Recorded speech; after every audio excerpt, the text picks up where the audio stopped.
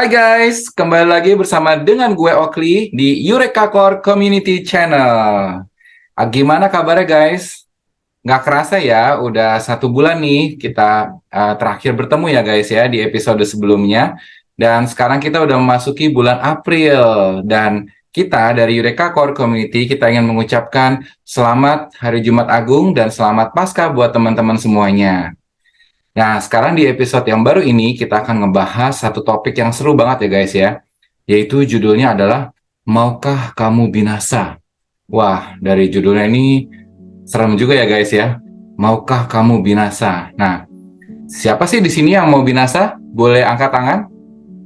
Kayaknya nggak ada yang mau ya. Di sini semuanya kita pasti maunya selamat ya. Nah, sebelum itu aku ingin mem-sharekan ya yang pembahasan kita pada hari ini ya guys. Oke. Oke, sudah pada tampil semua ya, kelihatan ya di sini ya. Jadi selamat datang, welcome to Eureka Core Community. Nah, di sini kita akan ngebahas satu topik berjudul Maukah Kamu Binasa? Ya, topiknya ini sangat-sangat ini ya, apa ya? Ada horor-horornya nih di sini ya. Nah, sebelum itu kita ingin berdiskusi dulu nih ya teman-teman ya. Kalau misalkan teman-teman mau memberikan pendapat di komen, boleh banget ya teman-teman ya. Menurut teman-teman semua, apa sih arti dosa dan kebinasaan menurut teman-teman? Boleh nih, rekan teman-teman semuanya bisa mengetik ya di kolom komentar, memberikan pendapat, apa sih arti dosa dan kebinasaan menurut teman-teman semua? Ditunggu ya jawabannya ya. Oke, kayaknya udah ada mulai suara-suara nih di sini ya. Oke, nggak apa-apa, kita lanjut skip ya teman-teman ya. Kita lanjut topiknya. Dalam Roma 6 ayat 23, sebab upah dosa ialah maut ya. Maut di sini artinya apa teman-teman? Bukan teman-teman langsung berbuat dosa otomatis teman-teman mati ya. Enggak ya teman-teman ya. Tapi begitu teman-teman berbuat dosa, teman-teman terpisah dari Tuhan yang adalah suci. Sehingga teman-teman sama Tuhan itu lu gue en. Terpisah dari Tuhan, akhirnya teman-teman mati atau maut secara rohani. Jadi bukan berarti teman-teman mati secara fisik, tetapi secara rohani kita terpisah dari Sang Pemberi kehidupan, sehingga kita akan mengalami kematian rohani. Ya, nah jadi kita lihat nih teman-teman ya, kadang-kadang nih teman-teman ya, ketidaktahuan kita akan dosa itu membuat kita tuh ngegampangin, menyepelekan dosa teman-teman. Jadi kadang kita ngerasa nggak apa-apa lah sekali-kali ini doang berbuat dosa gitu ya.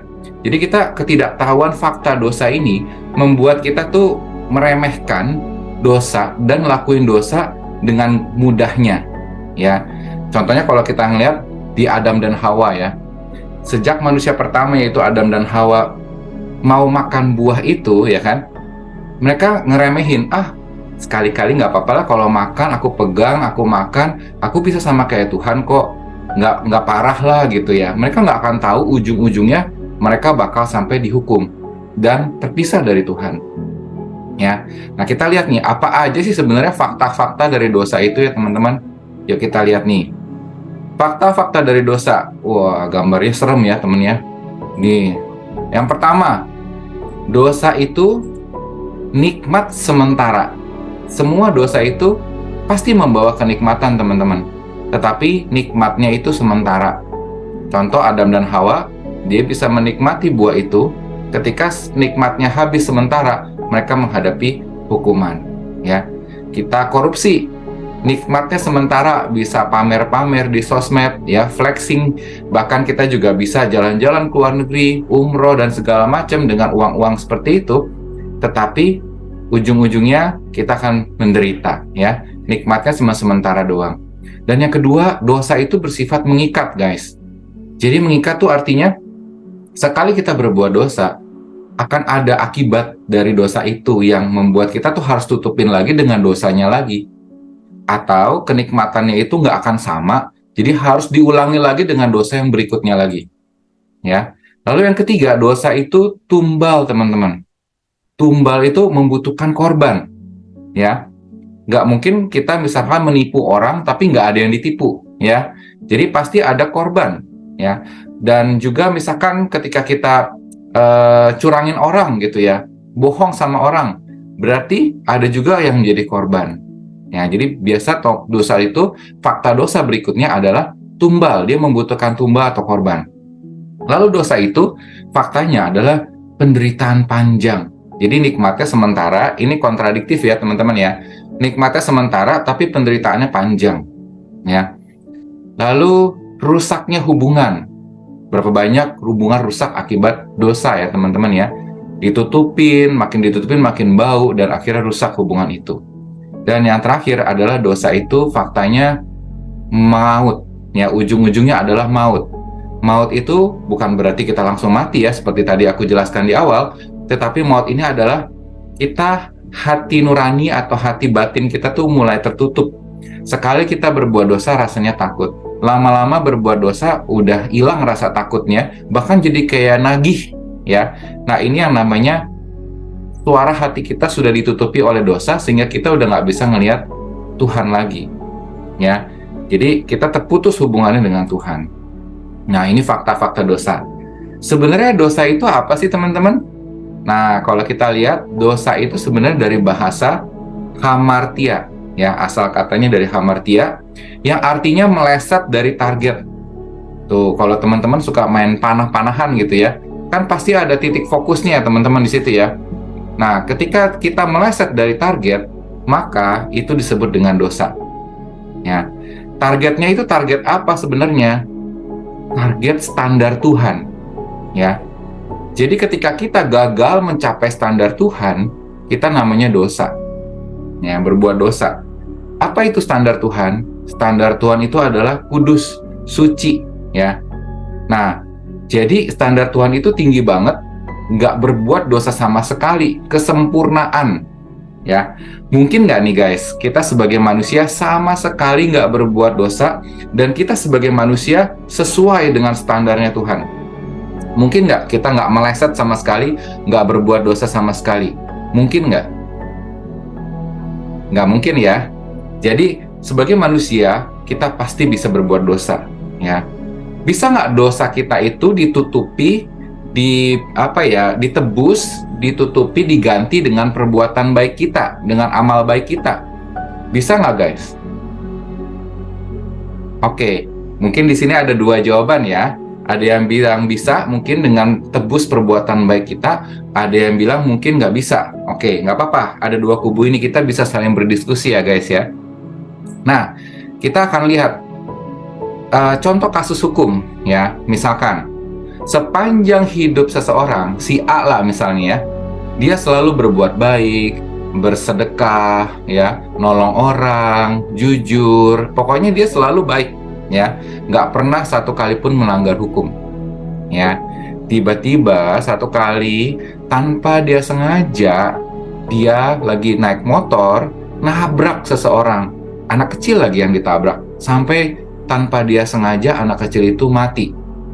Ya, lalu orang itu dibawa ke pengadilan. Ini ceritanya pengadilannya bersih dan jujur gitu ya. Dibawalah ke pengadilan dan hakim akhirnya menjatuhkan vonis berapa tahun penjara karena telah mengakibatkan kelalaian yang membuat kehilangan nyawa orang. Ya, ada pasalnya gitu ya.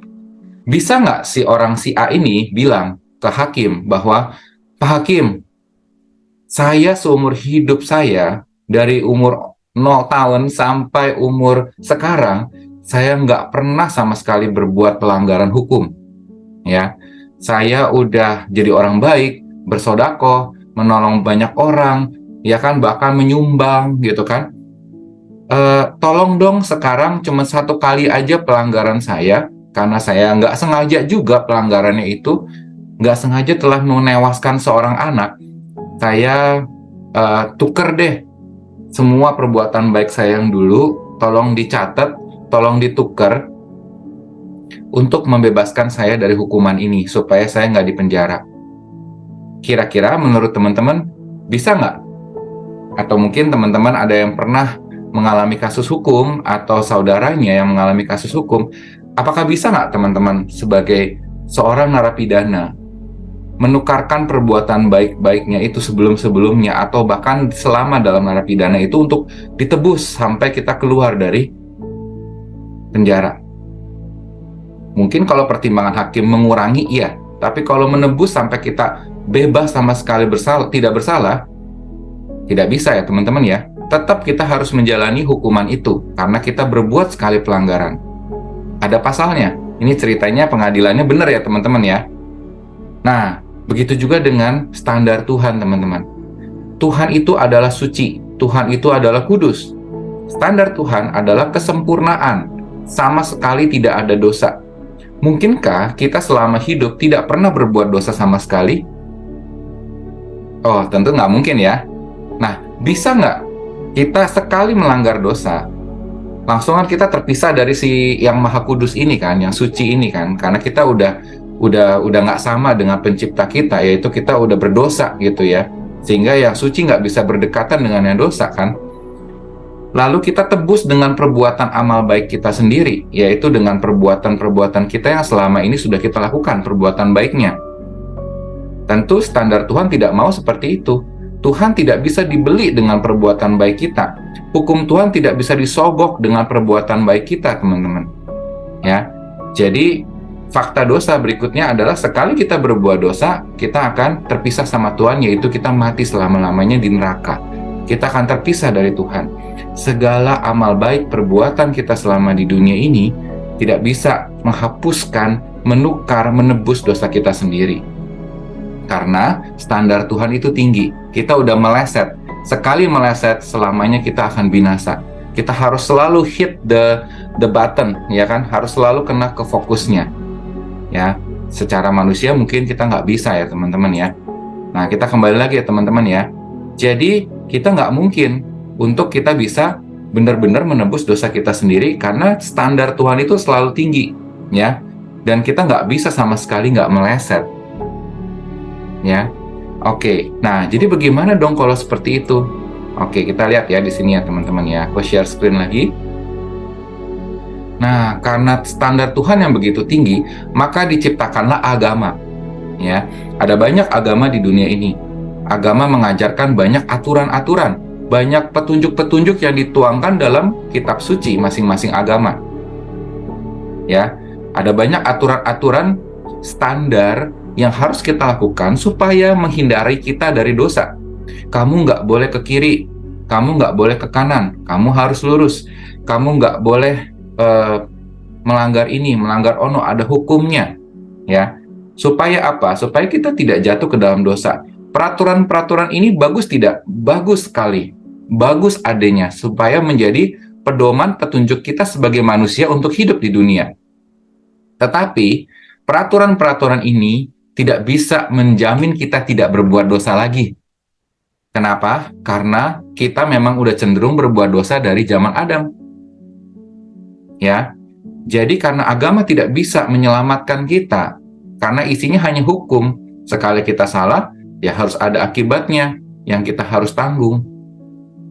Sehingga kita butuh seorang yang menyelamatkan kita. Nah, siapakah orang itu? Orang itu adalah Yesus Kristus, pendamai dosa kita. Sejak kita jatuh ke dalam dosa, hubungan manusia dan Tuhan antara yang kudus dan yang berdosa terpisah. Lalu kita butuh juru damai. Kita butuh juru selamat, yaitu Yesus Kristus. Melalui apa? Melalui pengorbanan Dia sebagai kurban yang tidak berdosa di kayu salib. Ya. Kembali lagi ya teman-teman ya, bahwa sekali manusia berbuat dosa, maka semua manusia harus dihukum mati terpisah dari Tuhan, alias masuk neraka. Nah, tetapi Tuhan juga punya rasa kasihan, punya rasa mengasihi manusia. Sehingga Tuhan lihat nih, manusia kalau binasa semua ya berarti sia-sia dong semuanya kan. Oke, haruslah diutus seseorang manusia yang tidak berdosa sama sekali. Siapakah manusia yang tidak berdosa sama sekali? Nggak ada. Karena sejak dari benih Adam dan turun-temurun genetik kita sudah ada kontaminasi dosa itu. Sudah terkorup sama dosa. Sehingga perlu ada manusia yang tanpa dosa. Yang mana manusia tanpa dosa? Yaitu harus satu syaratnya daging. Yaitu ada gen kita daging, tetapi rohnya harus roh Allah sendiri yang turun. Nah, Allah itu adalah roh. Roh nggak bisa turun begitu aja tanpa adanya daging gitu kan, tanpa bisa dipegang dan dilihat. Sehingga roh itu perlu masuk ke dalam sebuah daging perantaranya, yaitu melalui perawan Maria. Tetapi benihnya atau rohnya adalah roh Allah, sehingga dia bukan roh manusia tetapi roh Allah, 100% Allah dan 100% manusia. Manusia kenapa? Karena dia punya daging, sama seperti kita bisa merasakan kesakitan, bisa merasakan kelaparan sebagai daging. Tetapi 100% roh Allah karena dia bukan dari benih Yusuf, bukan dari benih Allah, tetapi dari benih, bukan dari benih Yusuf maksudnya, bukan dari benih manusia, tetapi dari benih Allah yang turun ke dalam dunia, dalam kandungan Maria yang bernama Yesus. Sehingga Yesus itu tidak berdosa sama sekali, dan di dalam pelayanan dia selama di dunia, dia tidak pernah berbuat dosa sama sekali, sehingga dia layak menjadi kurban untuk menebus dosa-dosa kita. Kita yang seharusnya mati karena dosa kita, ditebus oleh Yesus Kristus sebagai pengganti kita. Nah, supaya bisa redeem, ya, redemption corner gitu ya, kita bisa redeem dosa-dosa kita, tugas kita hanya percaya kepada Sang Pendamai kita, sehingga antara murka Tuhan dengan kasih Tuhan bertemu di dalam Yesus, dan kita bisa didamaikan dengan Tuhan. Nah, jadi ini ya, tadi kan dosa nuntut tumbal ya, tumbalnya sudah diganti ya dengan Yesus, sudah ditebus, tumbalnya yaitu Yesus Kristus, sehingga manusia punya jalan kembali kepada Tuhan. Manusia diampuni dosa-dosanya oleh karena Yesus. Oleh karena satu pelanggaran manusia, seluruh manusia mati. Tetapi oleh karena satu kematian manusia, seluruh manusia selamat, yaitu yang namanya Yesus Kristus yang tidak berdosa. Nah, prinsip kurban ini, ya, ini sama dengan, ya, kita berkurban. Kenapa kita perlu berkurban? Memotong kambing domba, ya kan, pada zaman dulu. Karena apa? Karena ya seperti itu, kita berbuat dosa pasti harus ada tumbal yang menggantikan dosa kita, atau kita sendiri yang harus menanggung sendiri akibatnya. Nah, karena waktu itu Yesus belum datang, sehingga sebagai simbol untuk menyambut kedatangan Sang Penebus, maka dikorbankanlah domba atau kambing, kurban namanya. Kurban itu nggak boleh sembarangan, kurban itu harus nggak boleh ada cacat, ya, nggak boleh yang asal-asalan, harus yang punya standar yang bagus untuk dikurbankan. Nah, sejak Yesus datang ke dalam dunia, Sang Kurban itu sudah datang, sudah nebus dosa kita. Jadi tugas kita tinggal percaya kepada yang aslinya, yang adalah kurban yang dijanjikan itu. Sehingga kita tidak perlu berkurban binatang lagi, tetapi Yesus sekali mati untuk kita selama-lamanya. Udah menebus dosa kita, dan kita sudah dibeli lunas dengan darah pengorbanan Yesus, sehingga kita menjadi orang-orang pemenang dari dosa. Nah, itulah konsep kurban, ya. Kenapa masih ada, dan kenapa sekarang masih ada sampai sekarang? Karena kita belum mempercayai Sang Kurban Penebus itu, sehingga kita perlu terus berkurban, padahal simbolnya sudah ada, ya. Padahal yang disimbolkan sudah datang, yaitu Sang Juru Selamat Yesus Kristus. Nah, melalui pengorbanan Yesus di kayu salib sebagai kurban yang suci bagi kita, maka standar kesempurnaan yang mustahil untuk kita capai telah dimungkinkan oleh teladan dan pengorbanan Tuhan Yesus. Yang tadinya kita nggak mungkin gapai itu ya, kayaknya sempurna banget kita, akhirnya sudah cukup dengan kita menerima, mengakui kurban itu yang menyelamatkan kita, otomatis kita sudah diinstal ke dalam diri kita, di dalam roh kita, bahwa kita sudah ditebus. Nah, gitu teman-teman. Jadi prosesnya supaya kita tidak binasa, semuanya kan tidak mau binasa ya teman-teman ya. Kita harus hidup bagi Yesus. Yesus mati bagi kita hidup bagi Yesus. Nah, inilah yang menjelaskan kenapa orang Kristen berbuat baik, teman-teman. Orang Kristen berbuat baik, pengikut Yesus berbuat baik, itu bukan supaya kita dicatat amal baik kita, poin-poin kita untuk menebus dosa-dosa kita dan ditimbang. Apakah kita lebih baik dosanya, pelanggarannya, atau perbuatan baik kita? Tidak, kita tidak seperti itu. Tetapi kita berbuat baik karena kita bersyukur, karena kita sudah ditebus oleh Yesus.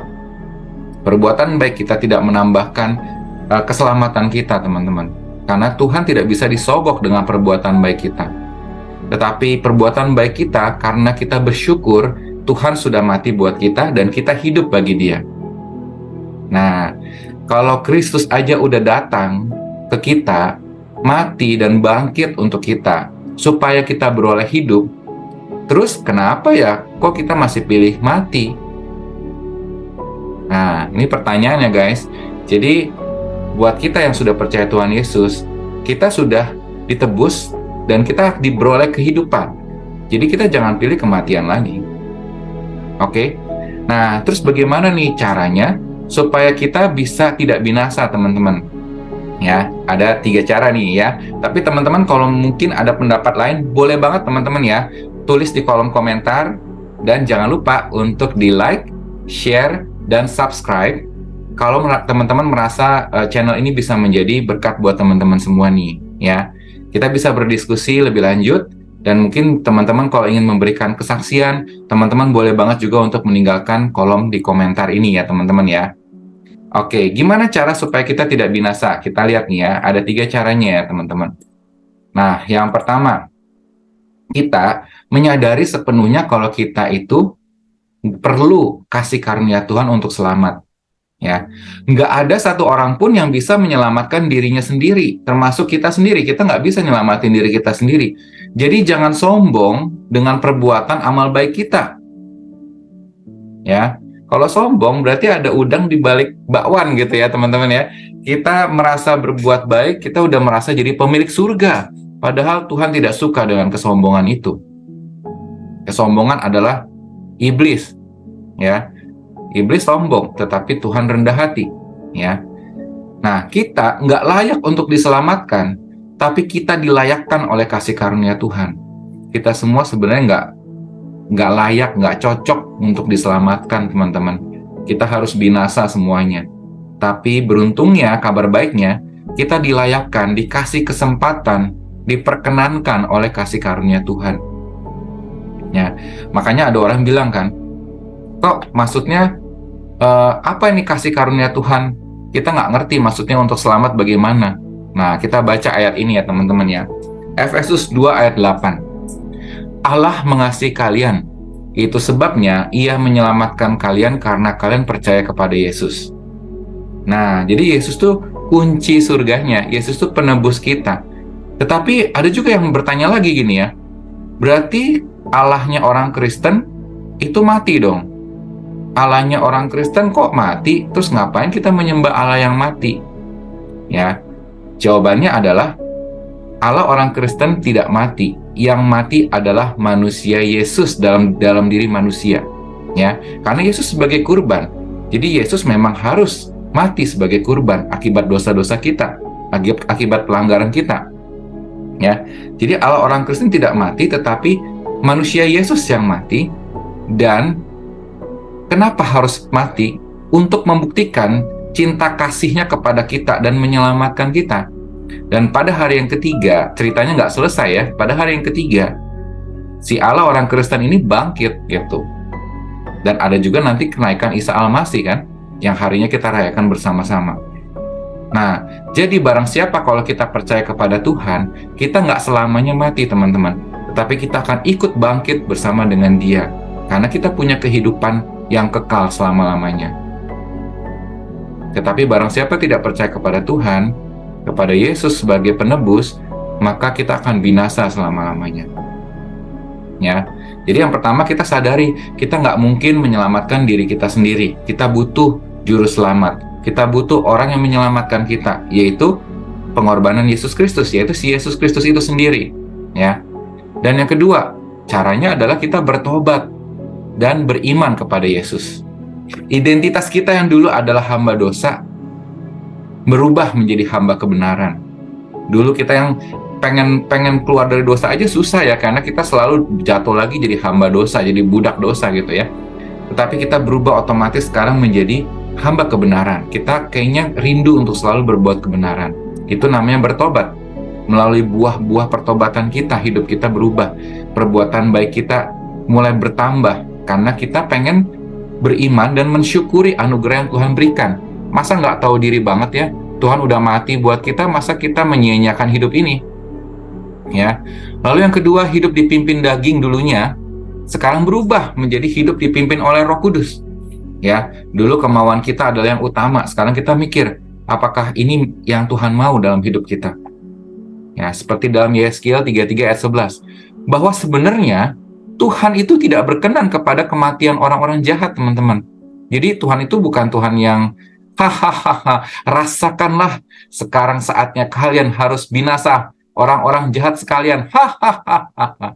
Nggak seperti itu ya teman-teman ya. Tetapi Tuhan pengen banget orang-orang jahat itu malah bertobat dari kelakuan yang jahat supaya orang-orang jahat itu berhidup, memperoleh hidup. Tuh kata Tuhan, aku tidak berkenan kepada kematian orang fasik, orang jahat gitu ya. Melainkan aku berkenan kepada pertobatan orang jahat itu dari kelakuannya supaya orang jahat itu hidup. Bertobatlah dari hidupmu yang jahat itu. Berarti Tuhan kita yang penuh kasih ya teman-teman ya. Tuhan sebenarnya nggak mau melihat orang jahat itu binasa. Tetapi Tuhan rindu, pengen banget melihat orang jahat itu bertobat supaya orang jahat itu beroleh hidup. Lalu, Yesus sendiri sudah berkata dalam Yohanes 14 ayat 6, akulah jalan, kebenaran, dan hidup. Ada 3 ya teman-teman ya. Akulah jalan, kebenaran, dan hidup. Jalan artinya melalui Yesuslah kita bisa menuju kepada Tuhan. Kenapa? Karena Yesus udah mati buat kita, sehingga Yesus membuka jalan perdamaian antara kita dan Tuhan. Lalu kebenaran. Melalui Yesus, disitulah kebenaran yang sejati, karena Yesus tidak berdosa, karena Yesus juga menunjukkan kebenaran, karena Yesus adalah Allah itu sendiri, yang berinkarnasi menjelma menjadi manusia. Dan hidup melalui Yesus, kita yang udah mati, baik mati rohani, maupun nanti ketika kita mati secara fisik, kita akan bangkit bersama-sama dengan Tuhan Yesus, seperti dalam hari Paskah yang kita rayakan kemarin. Ya, jadi hanyalah satu-satunya orang yang berani berkata di dalam kitab suci, yaitu Yesus yang berkata, akulah jalan, kebenaran, dan hidup.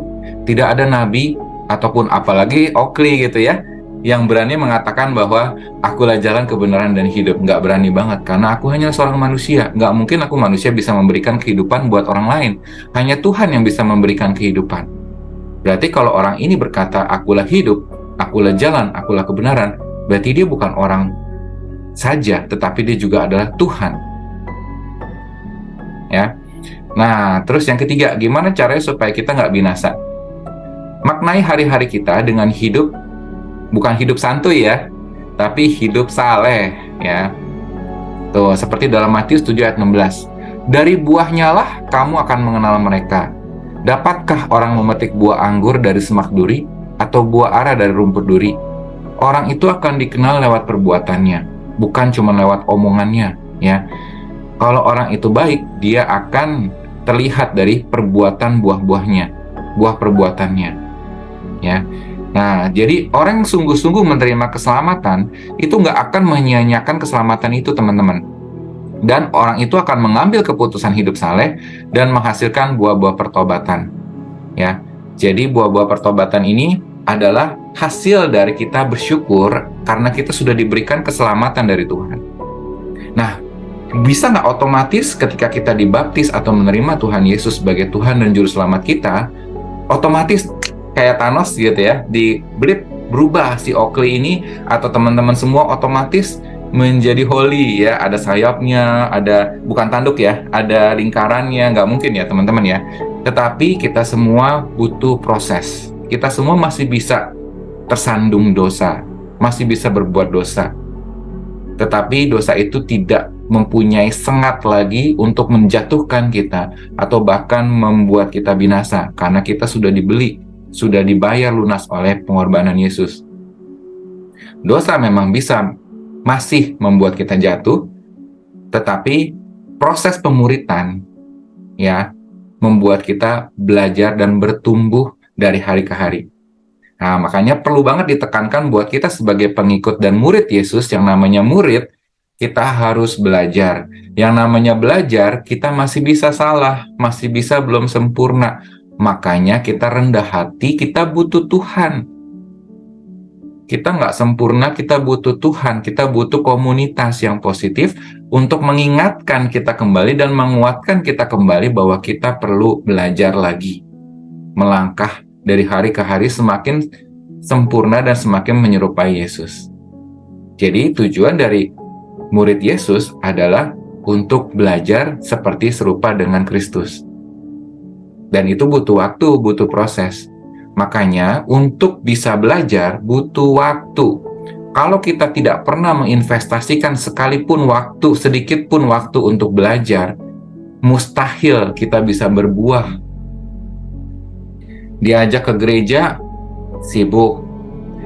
Diajak komsel, ya kan, pertemuan komunitas rohani, gak ada waktu.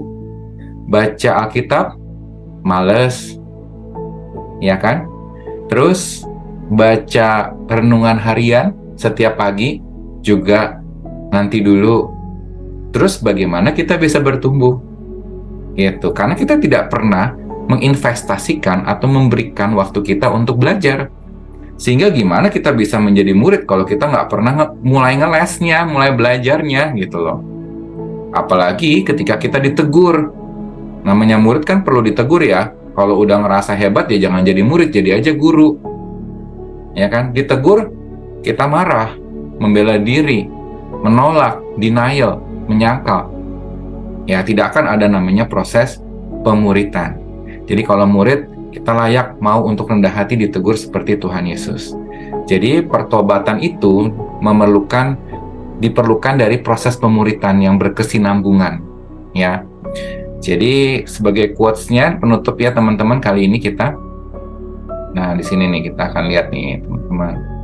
Hargailah anugerah keselamatan yang sudah kita terima dengan mempergunakan waktu dan kesempatan yang ada untuk melakukan apa yang berkenan di hadapan Tuhan. Ya, pakailah waktu kita teman-teman dengan bijak untuk bertobat dan memberkati orang lain. Sama seperti kata Max Lucado ya, the meaning of life, the wasted years of life, the poor choices of life. God answers the mess of life with one word, grace. Oke, jadi itulah sekian teman-teman sharing aku hari ini ya. Semoga bisa memberkati. Kalau teman-teman misalkan ada komentar, ya kan, atau ada kesaksian, ya kan, atau mungkin ada sesuatu yang ingin di-sharingkan, boleh banget silakan tinggalkan komentar di bawah ini. Dan jangan lupa komentarnya yang bijaksana ya teman-teman ya. Diharapkan komentarnya yang bijaksana karena perbedaan pendapat boleh banget, tapi jangan sampai kita saling menghancurkan. Karena kalau yang menghancurkan, itulah namanya sifat dari si perusak, yaitu iblis ya. Nah, sebelum aku tutup, di sini ada diskusi kecil ya teman-teman ya. Mungkin teman-teman juga bisa merefleksikan sendiri, jika ini adalah hari terakhirmu ya di dunia ini, kamu udah siap belum untuk masuk ke dalam surga, kekekalan bersama Tuhan? Ayo kita bisa renungkan ya teman-teman ya. Kalau hari ini adalah this is your last day ya, the last day of your life, kamu udah siap belum? Nah, kita bisa renungkan teman-teman di sini. Lalu yang kedua, setelah udah merenungkan hari ini punya pembahasan, apa yang mau kamu lakukan supaya kamu nggak masuk ke dalam jalan kebinasaan lagi? Apakah kita masih mau mengikuti gaya hidup kita yang lama? Atau kita mau bertobat dan berubah, mempergunakan sisa hari kita untuk mempersiapkan kepada sesuatu yang lebih lama? Nah, pertanyaan ini boleh teman-teman jawab dalam hati teman-teman sendiri, atau teman-teman bisa tinggalkan juga di komentar teman-teman ya. Nah, jadi sekian dari episode kita hari ini, dan semoga bisa memberkati teman-teman semua. Dan untuk episode selanjutnya kita akan ada kesaksian dari hidup seseorang di komunitas kita yang akan kita sharingkan tentang bagaimana orang ini bisa berkorban dan menerima Tuhan sebagai juru dan Tuhannya dalam hidup pribadinya. Halo guys, gua Ferry, dan hari ini gua akan menceritakan kisah pengorbanan atau sacrifice di hidup gua. Gua Ferry, Dan ini kisah gue. Jadi kita saksikan dan pantengin terus ya episode-episode selanjutnya dari Eureka Core Community. Oke, sampai jumpa teman-teman semuanya di episode selanjutnya. See you guys, God bless.